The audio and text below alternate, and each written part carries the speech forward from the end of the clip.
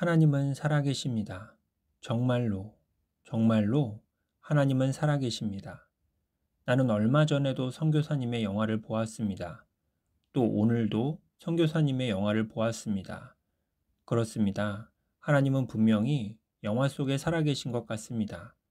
하지만 하나님은 영화 속에서만 살아계신 분이 아닙니다. 나는 오늘도 하나님을 경험하며 살고 있습니다. 하나님이 나를 지켜주시고, 나를 인도하시고, 나를 깨닫게 하시고, 나를 바꾸십니다. 하지만 그 모든 것이 선명할 때도 있고 흐릿할 때도 있는 것이 사실입니다. 하지만 나는 방금 선교사님이 돌아가셨다는 이야기를 직접 들었습니다. 아는 사람의 가족이었습니다. 하나님은 멀리 있지 않습니다. 하나님은 지금도 살아서 역사하고 있습니다. 하지만이 계속 반복되고 있습니다. 그렇습니다.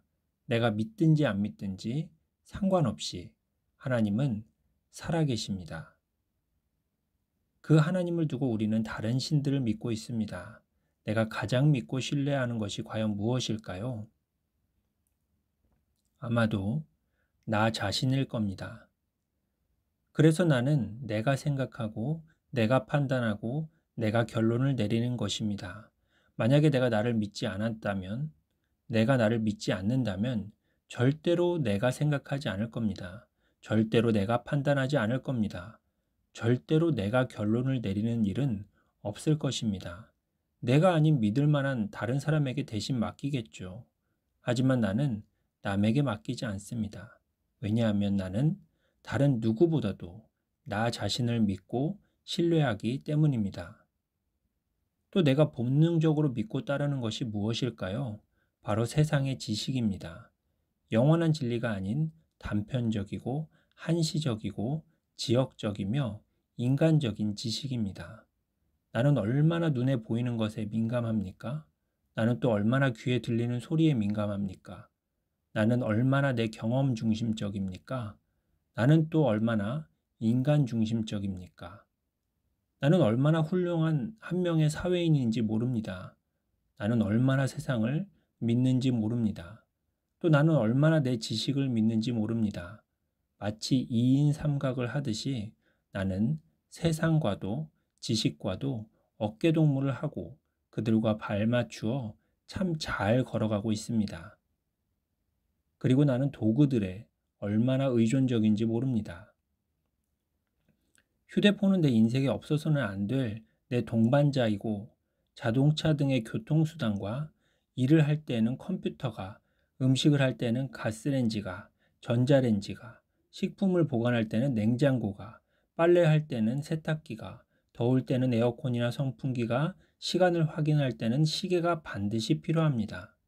또 뭔가를 보여주는 모니터나 TV 또한 반드시 필요합니다. 어두울 때는 등이 필요하고 화장실에는 변기가 반드시 필요합니다. 세면대도 필요합니다. 샤워기도 필요합니다. 그런 것들이 없는 삶은 꿈에서도 생각해 본 적이 없습니다. 나는 사람들에게 얼마나 영향을 받는지 모릅니다. 누구의 한마디에 세상이 무너진 듯 낙담하기도 하고 또 누구의 한마디에 세상을 다 얻은 듯 기뻐하기도 합니다. 만약에 내 삶에 가족과 동료와 친구와 지인이 모두 사라진다면 어떻게 될까요? 아마 내 삶은 그대로 멈춰버릴지도 모릅니다. 나를 지탱하는 것은 과연 무엇입니까? 나는 과연 누구와 함께 기뻐하고 슬퍼하며 마음과 생각을 나눕니까? 내가 가장 즐겨 이야기를 나누는 대상은 과연 누구입니까? 마지막으로 돈을 빼놓을 수 없습니다. 수많은 사람들이 돈을 얻기 위해서 가장 많은 시간을 사용합니다. 돈으로 성공과 실패를 나눕니다. 돈을 위해서는 무엇이라도 참고 견디고 시간과 노력을 아낌없이 투자할 수 있습니다. 실제로 돈만 있으면 거의 모든 것을 할 수 있다고 생각합니다.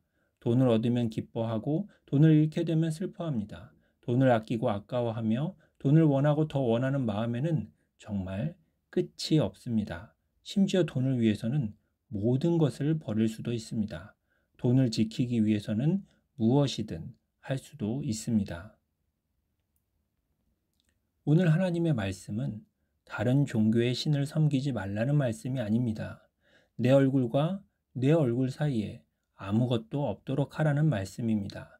그러므로 하나님의 첫 번째 계명은 우상 숭배에 대한 말씀이 아닙니다. 하나님의 첫 번째 계명은 하나님과 우리와의 관계를 확실하게 설명합니다.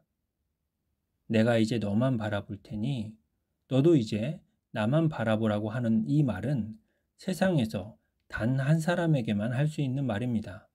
아무리 가까운 친구에게도 그런 말은 할 수 없습니다. 나를 가장 사랑하는 부모님께도 그런 말을 할 수는 없습니다. 내가 낳은 자녀에게도 그런 말을 할 수는 없습니다. 내가 이제 너만 바라볼 테니 너도 이제 나만 바라보라고 하는 그 말은 신랑과 신부, 오직 배우자 사이에서만 할 수 있는 말입니다. 주님은 우리를 신부로 맞으시기를 원하시는 신랑입니다. 그러므로 그 사이에는 욕심이든 세상의 지식이든 물건이든 사람이든 돈이든 그 어떤 것도 끼어들어서 방해해서는 안 되는 것입니다. 주님은 나만 바라보시는 것으로 부족해서 나를 위해 목숨까지도 버리셨습니다. 나는 그 주님만 바라봐야 합니다. 이것이 주님을 믿는 믿음의 첫 계명이자 첫 걸음인 것입니다. 하나님의 나라와 하나님의 의가 우리와 이 땅 가운데 온전히 이루어지기를 소망하며 기도합니다. 할렐루야.